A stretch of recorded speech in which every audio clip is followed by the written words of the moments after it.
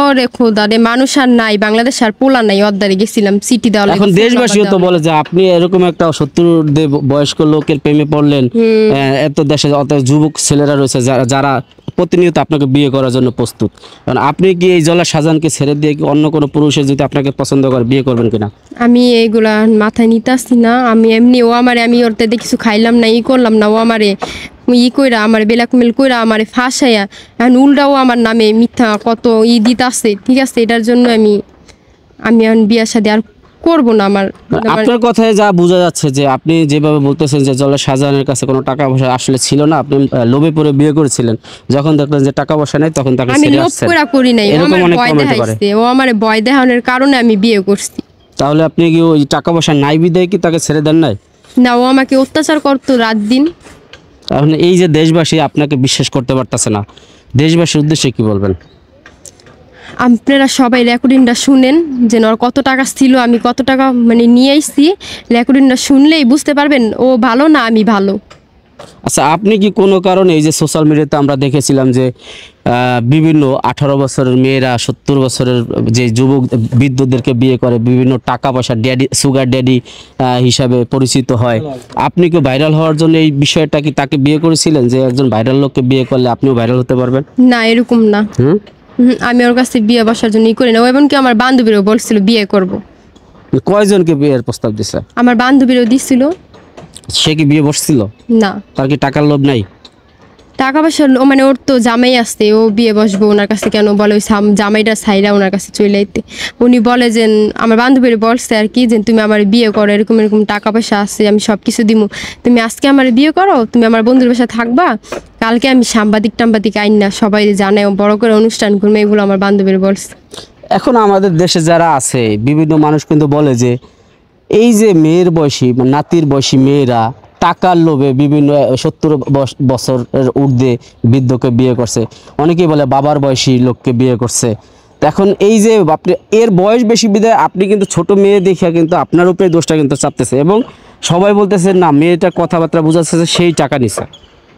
এই জন্যই তো বললাম রেকর্ডিংটা শোনার জন্য। এখন রেকর্ডিং টাকা নেওয়ার সময় তো আর রেকর্ডিং আসে নাই, ওইটার ভিতরে আছে যেন আমাকে টাকা দেয় নাই বা কি এসব সব।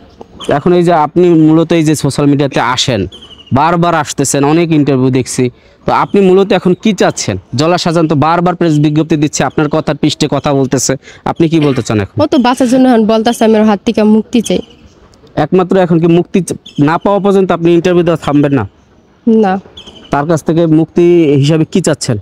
মুক্তি হিসাবে আমি চাইতাছি যে না আমার কোনো টাকা পয়সার দরকার নাই, কিন্তু 5 লাখ টাকা যে কাবিন আছে এটা লাগবে না। না, ও আমার মুক্তি দেয়া দেখ, ওই যে আমার অলিখিত একটা স্ট্যাম্প যে সই নিচ্ছে, ওই স্ট্যাম্পটা ফেরত দিক করে, হ্যাঁ, আর আমার মুক্তি দেয়া দেখ, আমার মতো যে না আরেকটা মেয়ে এরকম আর ফান্দে না পড়ে। আপনি কি ছাড়বেন কিনা? আমি ছাড়বো কিভাবে? ও যে বলছে আমি 10 লাখ টাকা নিয়ে আসছি, তারপর আরো কিছু টাকা পয়সা নিয়ে আসছি, ওই যে আমাদের মিথ্যা ইটাদের সই নিচ্ছে, ওইটা তো আমার উদ্ধার করতে হইব, নাহলে তো বলবো যে হ্যাঁ অবশ্যই আমি মনে হয় ওই টাকা পয়সা নিয়ে ওনার সাইড আরেকজনের সাথে আমি ভাইগা গেছি, এগুলো বলবো না। মূলত এই কারণে আপনিও ছাড়তেছেন না? না, আমি তো আনি নাই, আমি তো খাই নাই। সেও ছাড়তেছে না, আপনিও ছাড়তেছেন না, তাহলে এইভাবে কতদিন? ও ছাড়ে না কি লেগে? আমার ও বলুক করে যায় যে হ্যাঁ ওই মেয়ের আমি টাকা দিই না, আমি সই নিছিলাম, হ্যাঁ, এখন আমার ভুল আমি স্বীকার করছি, আর আমি তো টাকা পয়সা চাইতাছি না ওর কাছ থেকে।